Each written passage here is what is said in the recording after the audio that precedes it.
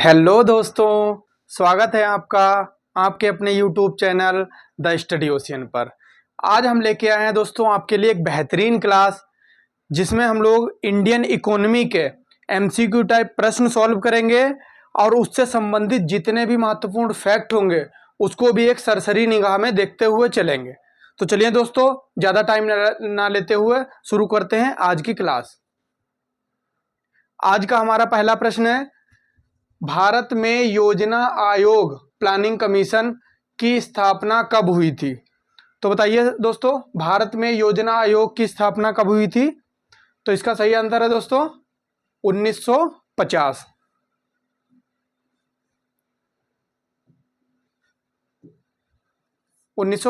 ठीक है दोस्तों, चलिए हम इससे संबंधित कुछ फैक्ट देखते हैं।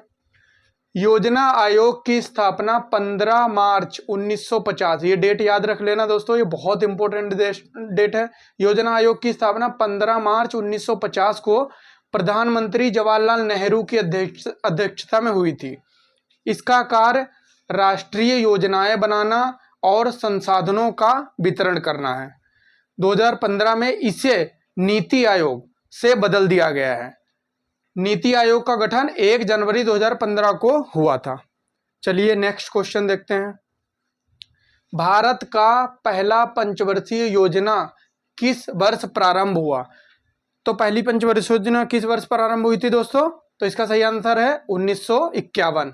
चलिए इससे संबंधित फैक्ट देखते हैं कुछ। भारत की पहली पंचवर्षीय योजना 1951 से 1956 कृषि पर केंद्रित थी। जो हमारी पहली पंचवर्षीय योजना थी ये कृषि पर केंद्रित थी। इसका उद्देश्य था कृषि उत्पादन बढ़ाना और सिंचाई सुविधाओं का विकास करना। इसका मॉडल भी हमेशा एग्जाम में पूछता है। तो इसका मॉडल कौन सा था? हेरोड डोमर मॉडल पर आधारित थी ये। ठीक है दोस्तों, पंचवर्षीय योजनाओं का अंत 2017 में कर दिया गया। इसका घोषणा 2015 में ही प्रधानमंत्री नरेंद्र मोदी द्वारा कर दिया गया था। ठीक है दोस्तों, अब 3 वर्षीय कार्य योजना, 7 वर्षीय रणनीति और 15 वर्षीय विजन डॉक्यूमेंट पर काम हो रहा है। चलिए नेक्स्ट क्वेश्चन देखते हैं दोस्तों। राष्ट्रीय आय की गणना भारत में कौन करता है? राष्ट्रीय आय की गणना भारत में कौन करता है दोस्तों? तो इसका सही आंसर है नेशनल स्टैटिस्टिकल ऑफिस, NSO। ठीक है दोस्तों, राष्ट्रीय आय की गणना कौन करता है भारत में? NSO। भारत में राष्ट्रीय आय की गणना पहले सेंट्रल स्टैटिक ऑफिस CSO करती थी। अब यह काम नेशनल स्टैटिस्टिकल ऑफिस कर रहा है। राष्ट्रीय आय में क्या क्या शामिल होता है? GDP, GNP, NNP, NDP जैसे घटक शामिल होते हैं। ठीक है दोस्तों, चलिए नेक्स्ट क्वेश्चन की ओर बढ़ते हैं। सकल घरेलू उत्पाद GDP किसे कहते हैं? तो दोस्तों इसका सही आंसर क्या है बताइए? देश में उत्पादित सभी वस्तुओं व सेवाओं का मौद्रिक मूल्य, केवल कृषि उत्पाद का मूल्य, केवल आयात निर्यात का मूल्य या विदेशी आय का मूल्य। तो इसका बिल्कुल आसान है, देश में उत्पादित सभी अंतिम, यहाँ पे अंतिम भी लगाते हैं ना, सभी अंतिम वस्तुओं व सेवाओं का मौद्रिक मूल्य। ठीक है दोस्तों, चलिए इससे संबंधित कुछ फैक्ट देखते हैं। GDP जिसका फुल फॉर्म है ग्रोस डोमेस्टिक प्रोडक्ट, किसी देश में एक वर्ष में उत्पादित सभी वस्तुओं और सेवाओं का मौद्रिक मूल्य। ठीक है दोस्तों, यह केवल घरेलू क्षेत्र, डोमेस्टिक टेरिटरी तक सीमित होता है। भारत का GDP अनुमान हर तिमाही NSO द्वारा जारी किया जाता है। ठीक है दोस्तों, चलिए नेक्स्ट क्वेश्चन की ओर बढ़ते हैं। हरित क्रांति का मुख्य उद्देश्य था। हरित क्रांति का मुख्य उद्देश्य क्या था? ये तो बिल्कुल सिंपल सवाल है, सभी को पता होगा, कृषि उत्पादन बढ़ाना। ठीक है दोस्तों, चलिए देखते हैं इससे संबंधित फैक्ट। हरित क्रांति की शुरुआत कब हुई थी दोस्तों? तो 1966-67 में शुरुआत हुई। 60 के दशक में इसकी शुरुआत मानते हैं, लेकिन एग्जैक्ट वर्ष नहीं होगा, 66-67 के करीब हुआ था। ठीक है, प्रमुख इसके वैज्ञानिक कौन थे? MS स्वामीनाथन, जिसे father of green revolution in India कहा जाता है। ठीक है दोस्तों, अच्छा, क्या इसमें उपयोग होता है? HYV seeds, chemical fertiliser, irrigation एवं पेस्टिसाइड का प्रयोग बढ़ाता हरित क्रांति में। इसका प्रारंभ पंजाब, हरियाणा और पश्चिमी उत्तर प्रदेश में सफल रहा। ठीक है दोस्तों, चलिए नेक्स्ट क्वेश्चन की ओर बढ़ते हैं। भारत का पहला बैंक कौन सा था? तो भारत का पहला बैंक कौन सा था? क्या SBI, Punjab national bank, bank of Hindustan या इलाहाबाद बैंक? सोचिए और बताइए। तो इसका सही आंसर है बैंक ऑफ हिंदुस्तान। चलिए देखते हैं। भारत का पहला bank, bank of Hindustan, 1770 Calcutta में स्थापित हुआ था। ठीक है दोस्तों। SBI जिसे स्टेट बैंक ऑफ इंडिया की स्थापना 1955 में इंपीरियल बैंक ऑफ इंडिया का राष्ट्रीयकरण करके हुआ था। ठीक है दोस्तों। पंजाब नेशनल बैंक 1894 में स्थापित हुआ था और इलाहाबाद बैंक 1865 में स्थापित हुआ था, जिसे अब इंडियन बैंक में मर्ज हो गया है। ठीक है दोस्तों, इलाहाबाद बैंक अब इंडियन बैंक में मर्ज हो चुका है। चलिए नेक्स्ट देखते हैं। भारतीय रिजर्व बैंक की स्थापना कब हुई थी? तो बताइए दोस्तों, भारतीय रिजर्व बैंक की स्थापना कब हुई थी? क्या 1935, 1947, 1950 या 1921? तो इसका सिंपल आंसर है 1935। ठीक है दोस्तों, चलिए देखते हैं इससे रिलेटेड कुछ फैक्ट। RBI की स्थापना 1 अप्रैल 1935 को हुई थी। ये डेट याद रखना दोस्तों, ये बहुत इंपॉर्टेंट डेट है, बार बार एग्जाम में पूछा जाता है कि RBI की स्थापना 1 अप्रैल 1935 को हुई थी। इसे 1934 के RBI अधिनियम के तहत स्थापित किया गया था। तो इसकी स्थापना 1934 के RBI एक्ट के द्वारा हुई थी। ठीक है दोस्तों। 1949 में इसका राष्ट्रीयकरण हुआ। इसका मुख्यालय कहाँ है? मुंबई में। वर्तमान में इसका गवर्नर कौन है? संजय मल्होत्रा। अभी 2025 में ही, हाल फिलहाल में ही इनकी नियुक्ति हुई है। ठीक है दोस्तों, चलिए नेक्स्ट क्वेश्चन। सेबी का मुख्य कार्य क्या है? सेबी का मुख्य कार्य क्या है? क्या बैंकिंग नियंत्रण है, शेयर बाजार का नियंत्रण है, कृषि योजना बनाना है या आयकर संग्रह करना है? तो इसका सही आंसर है दोस्तों शेयर बाजार नियंत्रण। सेबी का मुख्य कार्य है शेयर बाजार का नियंत्रण। सेबी इसकी फुल फॉर्म है securities and exchange board of India. इसकी स्थापना 1988 में हुई और इसको सांविधिक दर्जा 1992 में मिला था। इसका कार्य क्या है?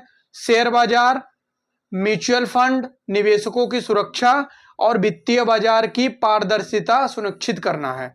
इसका मुख्यालय कहाँ है? इसका मुख्यालय बार बार पूछा जाता है, इसका मुख्यालय मुंबई। ठीक है दोस्तों, चलिए नेक्स्ट क्वेश्चन की ओर बढ़ते हैं। गरीबी रेखा, पॉवर्टी लाइन का निर्धारण किस पर आधारित है? जो गरीबी रेखा है भारत में, तो इसका निर्धारण किस चीज के बेस पे होता है? क्या आय के बेस पे होता है, उपभोग के बेस पर होता है, शिक्षा के बेस पर होता है या रोजगार के बेस पर होता है? तो सोचिए और इसका जवाब दीजिए। तो इसका सही आंसर है दोस्तों उपभोग, कैलोरी के बेस पर गरीबी रेखा का निर्धारण होता है। देखते हैं, भारत में गरीबी रेखा की परिभाषा कैलोरी उपभोग पर आधारित है, जो शहरी क्षेत्रों के लिए 2100 कैलोरी प्रतिदिन और ग्रामीण क्षेत्रों के लिए 2800 कैलोरी प्रति व्यक्ति प्रतिदिन है।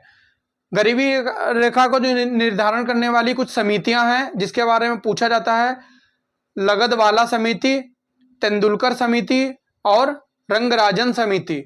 लगदवाला समिति 1993, तेंदुलकर समिति 2009 और रंगराजन समिति 2014। इन तीनों समिति बहुत इंपॉर्टेंट है। ये समितियां, ये गरीबी रेखा के निर्धारण करने से संबंधित समितियां हैं तीनों। ठीक है दोस्तों, चलिए नेक्स्ट क्वेश्चन की ओर बढ़ते हैं। भारत में सेवा क्षेत्र, सर्विस सेक्टर का जीडीपी में योगदान लगभग कितना है? तो सेवा क्षेत्र का योगदान जीडीपी में लगभग कितना है? भारत में 55% से अधिक। जीडीपी में सेवा क्षेत्र का योगदान 55% से भी अधिक है। ठीक है दोस्तों, भारत की अर्थव्यवस्था में सेवा क्षेत्र जिसमें कौन कौन सा आता है? आईटी सेक्टर है, कम्युनिकेशन है, ट्रांसपोर्ट है, फाइनेंस है, एजुकेशन है, टूरिज्म है, आदि का सबसे अधिक योगदान है। ठीक है दोस्तों, सेवा क्षेत्र का योगदान जीडीपी में लगभग 55 से 58% माना जाता है, मतलब है लगभग। कृषि क्षेत्र का जीडीपी में योगदान 15 से 18% के करीब है और औद्योगिक क्षेत्र का 25 से 30% के करीब है। ठीक है दोस्तों, चलिए नेक्स्ट क्वेश्चन देखते हैं। भारत में मुद्रा जारी करने का अधिकार किसके पास है? जो भारत में मुद्रा जारी होती है वो कौन जारी करता है? क्या वित्त मंत्रालय, आरबीआई, एसबीआई या योजना आयोग? तो इसका सही आंसर है दोस्तों आरबीआई, भारतीय रिजर्व बैंक। ठीक है दोस्तों, चलिए देखते हैं इससे संबंधित कुछ फैक्ट। 2 रुपए से लेके 2000 तक के नोट आरबीआई जारी करता है। जो दो रुपए का नोट है और उससे लेके 2000 तक के सारे नोट आरबीआई जारी करता है, लेकिन 1 का नोट और उसके सिक्के भारत सरकार जारी करती है। ठीक है दोस्तों, तो आरबीआई भारतीय मुद्रा पर गारंटी देता है कि मैं धारक को अदा करने का वचन देता हूं। वहां पे रुपए लिखे होते हैं कि कितने, 500 रुपए, 1000 रुपए, 2000 रुपए अदा करने का वचन देता हूं। और इस पे हस्ताक्षर किसके होते हैं? तो आरबीआई गवर्नर के हस्ताक्षर होते हैं। अब यही पूछा जाएगा कि 1 रुपए के नोट पर किसके हस्ताक्षर होंगे? तो भारत सचिव के, भारत सचिव। ठीक है दोस्तों, चलिए नेक्स्ट क्वेश्चन की ओर बढ़ते हैं। मेक इन इंडिया अभियान कब शुरू किया गया था? बहुत इंपॉर्टेंट ये क्वेश्चन है दोस्तों। मेक इन इंडिया अभियान कब शुरू किया गया था? 2010, 2014, 2016 या 2018? तो इसका सही आंसर है दोस्तों 2014। चलिए देखते हैं इससे संबंधित फैक्ट। प्रधानमंत्री नरेंद्र मोदी ने 25 दिसंबर 2014 को मेक इन इंडिया लॉन्च किया था। इसका उद्देश्य क्या था? विदेशी निवेश को बढ़ावा और घरेलू विनिर्माण को प्रोत्साहन देना। एफडीआई को आकर्षित करने के लिए कई क्षेत्रों में सीमा बढ़ाई गई है। ठीक है दोस्तों, चलिए नेक्स्ट क्वेश्चन की ओर बढ़ते हैं। न्यूनतम समर्थन मूल्य एमएसपी किसके लिए तय की जाती है? न्यूनतम समर्थन मूल्य एमएसपी किसके लिए तय की जाती है? क्या औद्योगिक वस्तुएं हैं, कृषि उत्पाद हैं, शेयर बाजार है या सेवाएं हैं? तो बताइए इसका सही आंसर क्या होगा दोस्तों? तो इसका सही आंसर होगा कृषि उत्पाद। आपको सबको पता है एमएसपी किसके लिए लाया जाता है? कृषि उत्पाद के लिए। ठीक है दोस्तों, चलिए इससे संबंधित फैक्ट देखते हैं। एमएसपी किसानों की आय सुनिश्चित करने के लिए सरकार द्वारा तय की जाने वाली कीमत है, जो सरकार तय करती है किसानों के फसलों के लिए। सभी फसलों की नहीं, मुख्यतः 22 फसलों के लिए एमएसपी दी जाती है।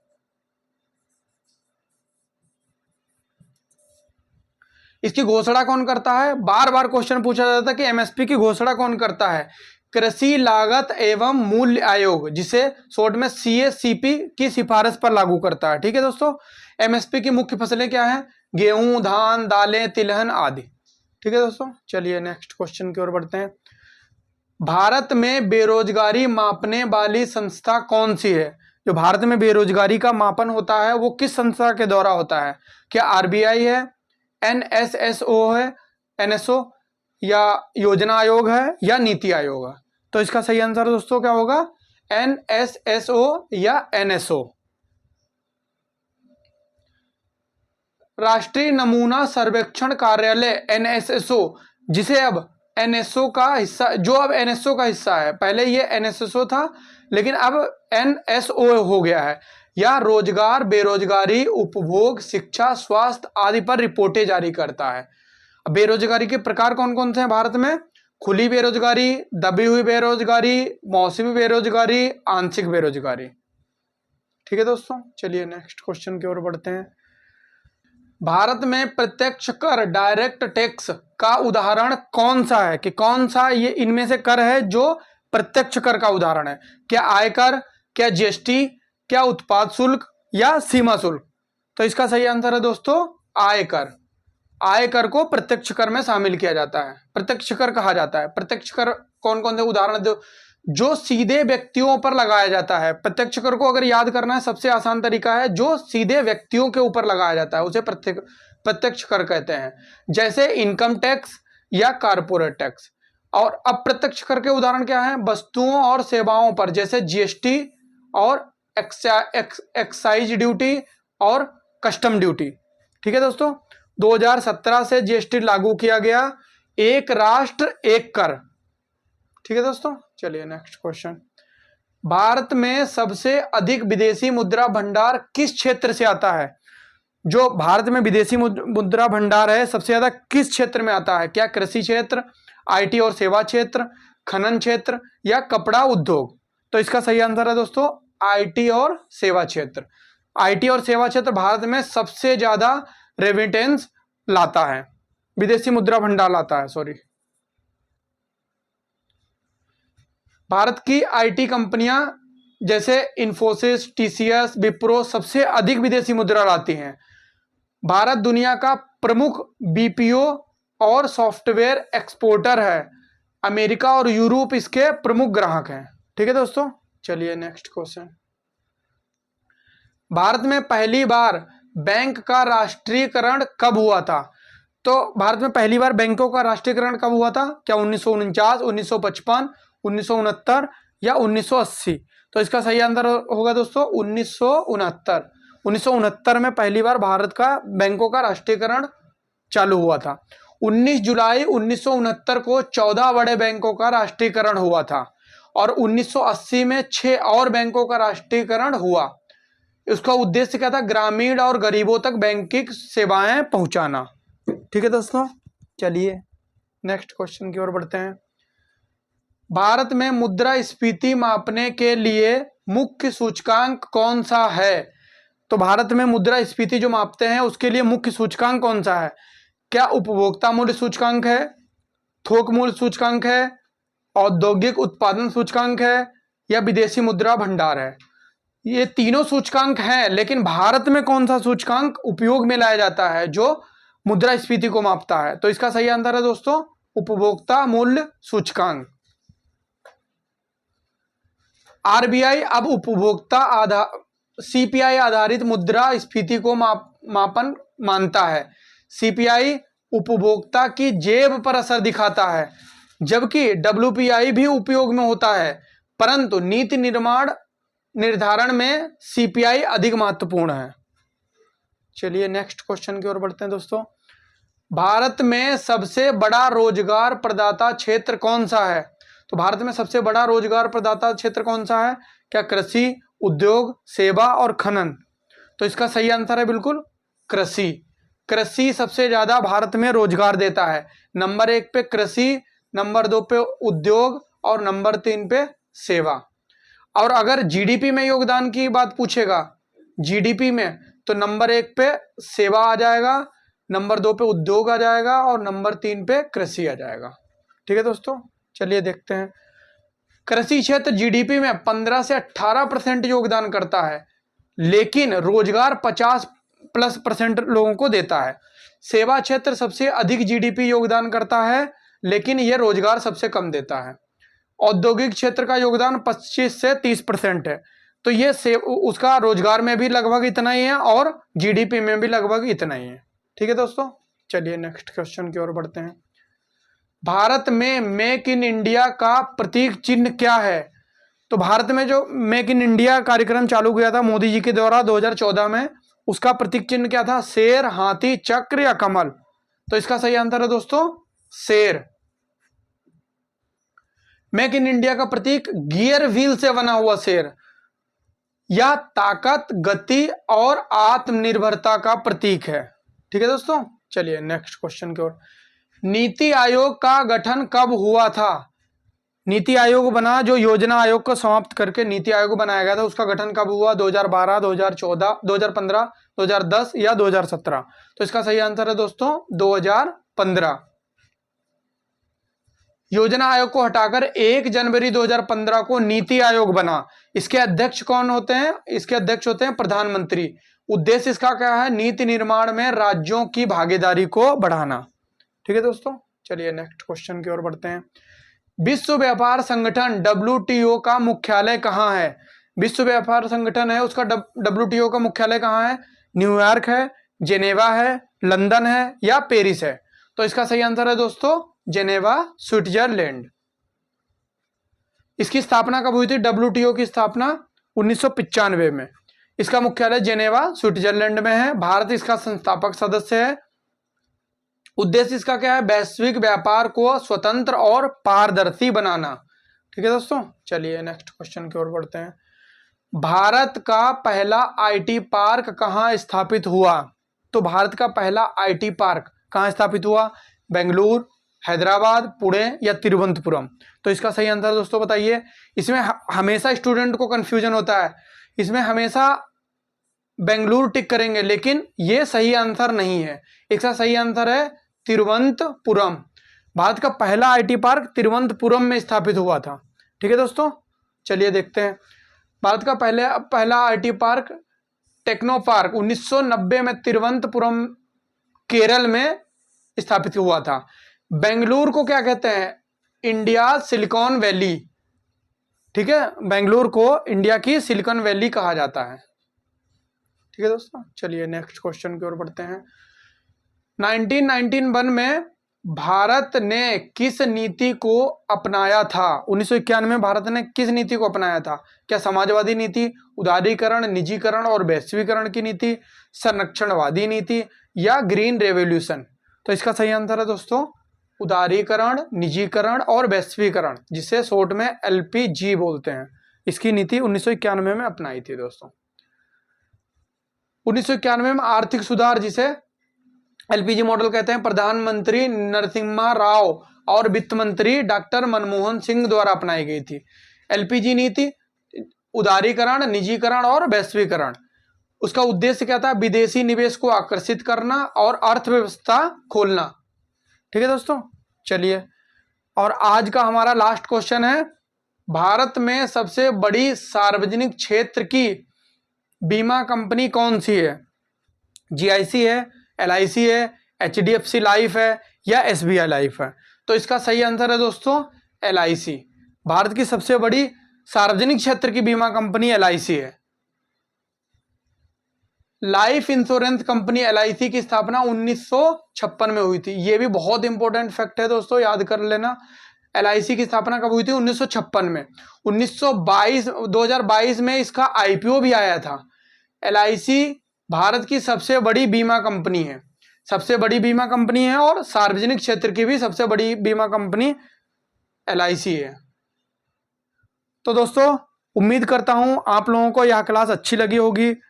तो दोस्तों, मिलते हैं नेक्स्ट क्लास में। तब तक के लिए जय हिंद, जय भारत।